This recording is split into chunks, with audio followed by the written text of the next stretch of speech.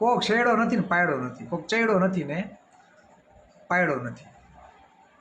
અને તમને શું લાગે કે નવનીતભાઈને 100% ન્યાય મળી ગયો છે એવું લાગે છે?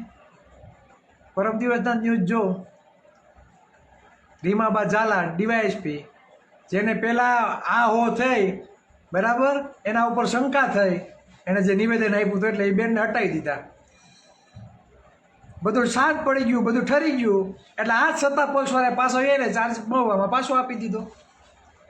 એટલે આ ઉલ્લુ રમાડવાનો ધંધા નથી તો બીજું શું છે? આપણે મૂર્ખ છીએ? આપણે બુદ્ધિ નથી? આપણે અક્કલ વગરના છીએ? નહીં, આપણે બુદ્ધિ છે, બધું છે, પણ ઓલા આપણે અક્કલ મઠા સમજે છે. કોણ સમજે છે? જે સત્તામાં બેઠા છે જાતિવાદી લોકો, એ આપણે અક્કલ મઠા સમજે છે. હું કામે કે આપણે દર ખેલે મત આપીને દર ખેલે ભાજપનું રાજ લઈ આવીએ છીએ, એટલે આપણે અક્કલ મઠા જ કહેવાય કે શું કહેવાય?